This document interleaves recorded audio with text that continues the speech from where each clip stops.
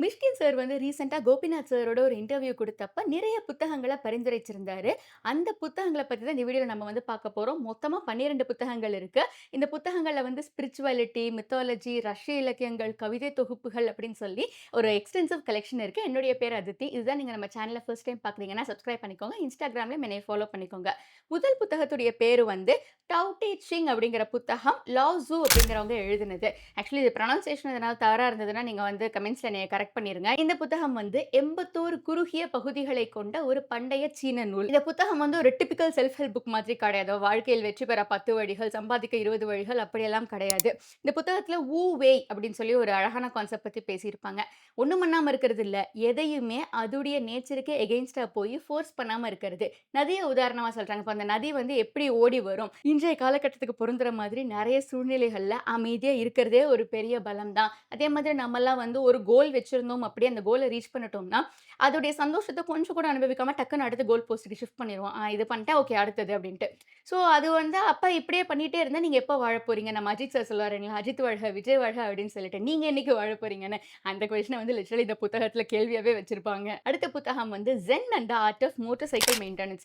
So இத வந்து ஒரு மோட்டார் சைக்கிள் மெயின்டெயின் செய்வது எப்படி அப்படின்றது கதை கிடையாது. வந்து technology versus humanity, science versus art அப்படின்லாம் 2 கான்ட்ராஸ்டிங்கான பிலாசபிஸ் இருக்கு இல்லைங்களா? இப்ப ஒரு மோட்டார் சைக்கிளயே நம்ம வந்து எடுத்துப்போமே. அது நம்ம எப்படி பார்த்தோங்கிறது எஃபிஷியன்சி எவ்வளவு இருக்கும்? எப்படி இருக்கு பார்க்கறதுக்கு? நல்லா ஸ்டர்டியா இருக்குமா? கிரிப் இருக்குமா? அதெல்லாம் பார்க்குறோம்ல. பட் அதோடைய ரியல் ஃபீலிங் வந்து உங்களுக்கு எப்ப தெரியும்? அத வந்து நீங்க ஓட்டி எக்ஸ்பீரியன்ஸ் பண்றப்ப தான் தெரியும். அதே விஷயம் வந்து வாழ்க்கையில எல்லாத்துக்குமே அப்ளை ஆகும். எல்லா விஷயங்களுமே வந்து ஒரு ரூல் புக் படி இந்த மாதிரின்னு சொல்லியிருந்தாலும், அதோடைய குவாலிட்டி அப்படிங்கிறது கம்ப்ளீட்லி வித்தியாசமான ஒரு விஷயம் அப்படின்னு சொல்லியிருப்பாங்க. இப்ப நம்ம டைட்டிலுக்கு வர்றப்போ மோட்டார் சைக்கிள ரிப்பேர் பண்றதுக்கு ஆஃப் கோர்ஸ் அதோடைய அந்த டெக்னாலஜிக்கல் நாலேட்ஜ் நமக்கு இருக்கணும். அதே சமயம் அத சரி பண்றப்ப அந்த மனநிலைன்னு ஒண்ணு இருக்கு இல்லைங்களா? ஸோ அதுவே ஒரு மெடிடேஷன் மாதிரி தான் அப்படின்னு சொல்லி நெறைய விஷயங்கள அழகா பேலன்ஸ் அவுட் பண்ணியிருப்பாங்க. அடுத்து ஆன் டைரக்டிங் ஃபிலிம் அப்படிங்கிற புத்தகம். ஒரு ஃபிலிம் மேக்கர் வந்து இந்த ஷாட்ட வந்து அழகா காட்டி அப்படி காட்டணும் அப்படிங்கிறத தாண்டி, ஆடியன்ஸ்‌க்கு வந்து எப்படி வச்சா புடிக்கும் அப்படிங்கிற ஒரு கான்செப்ட் இருக்கும் இல்லைங்களா? ஸோ ஆடியன்ஸ் ஃபோகஸ்டா எப்படி ஸ்டோரி டெல்லிங் பண்றது? சீன் எல்லாம் வந்து அன்னெசஸரியா காம்ப்ளிகேட் பண்ணி ஒரு மாரி ஆடியன்ஸ எரிச்சலாக்குறதோ, இல்ல படபடப்புல வைக்கிறதோ வந்து ஒரு ஸ்டோரி டெல்லரோட அழகு கிடையாது அப்படின்னு சொல்லி, ஸ்டோரி டெல்லிங்க்கு தேவையான நெறைய விஷயங்கள சொல்லியிருப்பாங்க. ஆஃப் கோர்ஸ் இன்னைக்கு வந்து நெறைய பேர் சமூக வலைதளங்கள்ல ரொம்ப அழகா ஸ்டோரி டெல்லிங்லாம் பண்ணிட்டு இருக்காங்க. அவங்களுக்கெல்லாம் இந்த புத்தகம் ரொம்பவே உபயோகமா இருக்கும். அடுத்தது வந்து மேரி ஆலிவர் அப்படிங்கிறவங்களுடைய செலக்டட் போயம்ஸ் உடைய ரொம்ப பாப்புலரான வரிகள்ல ஒண்ண நான் வாசிக்கிறேன். "What is it you plan to do with your one wild and precious life?" அதாவது உனக்கு கிடைச்ச இந்த ஒரு வைல்ட் அண்ட் பிரிஷியஸான வாழ்க்கைய வச்சு நீ என்னதான் பண்ண போற அப்படிங்கிற கேள்வி தான் அவங்களுடையது. நேச்சரு, அனிமல்ஸு, பேர்ட்ஸு, வாக்கிங் அதாவது நம்ம வாழ்க்கையில அன்றாடம் சந்திக்கக்கூடிய சின்ன சின்ன விஷயங்கள வச்சு பெரிய பெரிய பிலாசபிஸ் எல்லாம் ரொம்ப அழகா விளக்கி சொல்லியிருப்பாங்க. அடுத்தது வந்து "ஜென் ஃபிளஷ், ஜென் போன்ஸ்" அப்படிங்கிற புத்தகம். இதுல வந்து "அ கப் ஆஃப் டீ" அப்படிங்கிற விஷயம் ரொம்பவே பாப்புலர். ஒரு புரொஃபசர் வந்து ஒரு ஜென் மாஸ்டர பார்க்க போறாரு. ஜென் மாஸ்டர் வந்து அவருக்கு முன்னாடி வந்து இந்த டீ கோப்பைய வச்சு டீய ஊத்துறாரு. அது நிரம்புது. அது நிரம்பி வழியறத தாண்டி ஊத்திட்டே இருக்காரு. "ஐயோ! என்னங்க நீங்க பண்றீங்க? இது நிரம்பி வழிஞ்சிட்டு இருக்கே" அப்படிங்கிறப்ப, "நீங்களும் இந்த மாதிரி தானே. என்கிட்ட வரப்ப நீங்க ஒரு கிளீன் ஸ்லேட்டாவா வந்தீங்க? கண்டிப்பா இல்ல. உங்களுக்கே வந்து 5000 ஒப்பீனியன்ஸ நீங்க உள்ள வச்சுட்டு இருக்கிறப்ப, நான் சொல்ற விஷயங்கள நீங்க எப்படிங்க கேட்பீங்க?" அப்படின்னு சொல்லி ஒரு கேள்விய முன்வைக்கிறாங்க. ஈகோ, ஸ்பிரிச்சுவாலிட்டி, ஜென் மனநிலை, பிலாசபி அதெல்லாம் உங்களுக்கு பிடிக்கும்னா இந்த புத்தகம் ட்ரை பண்ணி பாருங்க. அடுத்தது வந்து "ஹீரோ வித் 1000 ஃபேஸஸ்" அப்படின்னு ஜோசப் கேம்பெல் அவர்களுடைய புத்தகம். ஹீரோவா எப்படிங்க உருவாகுறாங்க? நார்மலா இருக்காங்க. ஒரு பெரிய கிரைசிஸ சந்திக்கிறாங்க. அதுக்கு எகெயின்ஸ்டா போய் கடுமையா சண்ட போடுறாங்க. அதனால அவங்களுக்கு நெறைய பெர்சனலா லாஸஸ் எல்லாம் ஏற்படுது. அதுக்கப்புறம் ஒரு மாற்றமடைந்த மனிதனா வர்றாங்க. திருப்பி அவங்க அந்த பழைய இடத்துக்கு வர்றப்ப, அவங்க முன்னாடி எந்த மாதிரி ஆளா உள்ள போனாங்களோ, அந்த பெர்சனா கண்டிப்பா இருக்க மாட்டாங்க. ஸோ இத வந்து அந்த கேம்பெல் தியரி அப்படின்னு சொல்லி, இந்த உலகத்துல இருக்கிற இந்த மாதிரி இந்த மித்தாலஜிக்கல் கதை, சூப்பர் ஹீரோஸ் உடைய கதை அதெல்லாமே வந்து இந்த மாதிரி ஒரு பேசிக் ஃப்ரேம் ஒர்க்க தான் அடிப்படையா கொண்டு நகரும்னு சொல்லியிருப்பாங்க. அடுத்தது வந்து ஜித்து கிருஷ்ணமூர்த்தி அவர்களுடைய புத்தகங்கள். இப்ப வந்து ஜித்து கிருஷ்ணமூர்த்தி வந்து எனக்கு ஆக்சுவலி என்னுடைய 12, 13 வயசுல எனக்கு ஒருத்தவங்க வந்து அவங்களுடைய புத்தகங்கள பரிந்துரை பண்ணியிருக்காங்க. ஓரளவுக்கு நானும் அத படிச்சிருக்கேன். எப்படி நான் பாட்டு அடல்ட்டா இருக்கிறப்ப தான் அத நம்ம டே டு டே லைஃப்ல அப்ளை பண்ணிக்கிற மாதிரி இருக்கும். பட் அத அப்ளை பண்ண முடியுமா அப்படின்னு நீங்க கேட்டீங்கன்னா, அது ஒரு பெரிய கொஸ்டின் மார்க் தான். இப்ப யாராச்சும் நம்மள தப்பு சொல்லிட்டாங்க அப்படின்னா, தப்பு சொல்றேன். சரி சொல்லிட்டு போ அப்படின்னு விட்டுட்டு போயிரணும். ஏன்னா, அவங்க ஏன் என்னைய தப்பு சொன்னாங்க? அவங்க சொன்ன தப்ப வந்து நான் இல்லன்னு நிரூபிச்சாகணும். லைக் அதெல்லாம் ஒண்ணும் தேவை கிடையாது. உன் ஃப்ரீடம்ங்கிறது என்ன? மைண்டுங்கிறது என்ன? உன்னுடைய ஃபியர் வந்து எப்படி உருவாகுது? அத நீ எப்படி ஹேண்டில் பண்றங்கிற மாரி விஷயங்களெல்லாம் சொல்லியிருப்பாங்க. ஸ்டாயிசிசம் அப்படிங்கிற ஒரு பிலாசபியும் வந்து உண்டு ஆக்சுவலி. அதாவது not my monkey, not my circus அப்படிங்கிற மாரி தான். ஏதோ என்னமோ நடந்துட்டு போகுது. பட் ஆக்சுவலி இத ஃபாலோ பண்றது வந்து ரொம்ப ரொம்ப கஷ்டமான விஷயம். ஏன்னா அன்றாட வாழ்க்கையில நம்மளுடைய மைண்ட் நெறைய விஷயங்கள் நம்மள டிஸ்டர்ப் பண்ணிட்டே தான் இருக்கும். அதெல்லாம் தாண்டி எப்படி நிம்மதியா ஒரு வாழ்க்கைய கடத்தணும் அப்படிங்கிறதெல்லாம் இந்த மாரி புத்தகங்கள படிச்சா நம்ம தெரிஞ்சுக்க முடியும். அடுத்து லியோ டால்ஸ்டாய் அவர்களுடைய சிறுகதைகள். எனக்கு லியோ டால்ஸ்டாய் சிறுகதைகள் பெரும்பாலும் பார்க்குறப்ப மாரல் ஸ்டோரீஸ் மாதிரியே இருக்கும். இப்போ உதாரணமா வந்து ஒரு ஃபார்மர் இருக்காரு. அவர் வந்து, "ஐயோ! எனக்கு இவ்ளோ நிலம் இருந்தா நல்லா இருக்குமே" அப்படின்னு யோசிக்கிறாரு. சரி அவருக்கு வந்து ஒரு கடவுள் வந்து வர்றாரு. இந்த மாரி உனக்கு என்னென்ன நிலம் வேணுமோ, எவ்வளோ தூரம் நீ ஓடுறியோ, அந்த நிலம் முழுக்க உனக்கு ஒரே ஒரு ரூலு. நீ இங்கேருந்து ஆரம்பிச்சு அங்கே வரைக்கும் ஓடுறன்னா, திருப்பி நீ ஸ்டார்ட்டிங் பாயிண்ட்டுக்குள்ள வந்துரணும் நீ. அது குறிப்பிட்ட டைம் குடுத்துருப்பாங்க. அதுக்குள்ள நீ இங்கே ஆரம்பிச்சு அங்க வரைக்கும் போயிட்டு திருப்பி இங்க வந்தேன்னா, எவ்வளோ தூரம் ஓடுறியோ அந்த நிலமெல்லாம் உனக்கு அப்படின்னு சொல்லிருவாரு. இவரு வந்து பாரேன் எனக்கு ஒரு வாய்ப்பு கிடைச்சிருக்கு அப்படின்னு சொல்லி போவாரு. கொஞ்ச தூரம் நிலங்கள வந்து ஓகே எனக்கு இந்த நிலம் போதும் அப்படின்ற மாரி போவாரு. அதுக்கப்புறம் டைம் இருக்கே இன்னும் கொஞ்சம் போலாமே அப்படின்னு சொல்லிட்டு போவாரு. போய் நெறைய தூரம் போயிருவாரு. திரும்பி வருவாரு. திரும்பி வர்றப்ப இவரு வந்து ஐயோ! ஸ்டார்ட்டிங் பாயிண்ட்க்குலாம் நான் வந்தே ஆகணுமே அப்படின்னு சொல்லி பயங்கர வேகமா மூச்ச புடிச்சுட்டு ஓடி வருவாரு. ஸ்டார்ட்டிங் பாயிண்ட் கிட்ட வந்து விழுந்து செத்து போயிருவாரு. அவர வந்து அந்த இடத்துல குழி தோண்டி போட்டு புதைச்சுக்கிட்டு இருப்பாங்க. அவ்வளோதான்.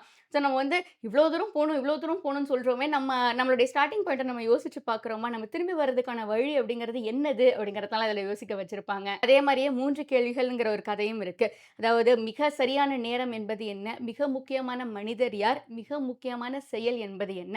இது வந்து யாராவது ஆன்ஸர் தெரிஞ்சா கமெண்ட்ல சொல்லுங்க. அடுத்ததா வந்து டாஸ்டாயெவ்ஸ்கி அவர்களுடைய நாவல்கள். நீங்க வந்து டாஸ்டாயெவ்ஸ்கி படிக்கணும்னா, கிரைம் அண்ட் பனிஷ்மென்ட் தாராளமா படிங்க. ஒரு சிறப்பான கிளாசிக் அது. அதாவது நம்ம தப்பு பண்ணிட்டோம் அப்படின்னா, தப்புக்கான தண்டனை நமக்கு எக்ஸ்டர்னலா கிடைக்கிறத விட, நம்மளுடைய மனசாட்சியே நம்மள உறுத்தும்னு சொல்லுவாங்கல்ல. அதெல்லாம் வந்து இந்த கதையின் மூலமா ரொம்ப நேர்த்தியா சொல்லியிருப்பாங்க.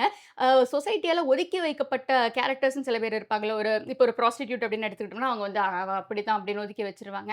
பணம் இல்லாதவன ஒரு மாரி ஒதுக்கி வச்சிருப்பாங்க. பட் அவங்களுடைய பாயிண்ட் ஆஃப் வியூ என்னது? அவங்க என்ன யோசிக்கிறாங்க? அவங்க அவ்வளோ மோசமானவங்கலாம் கிடையாது. அவங்களும் மனிதர்கள் தான் அப்படிங்கிற மாரி நெறைய விஷயங்கள் சொல்லியிருப்பாரு.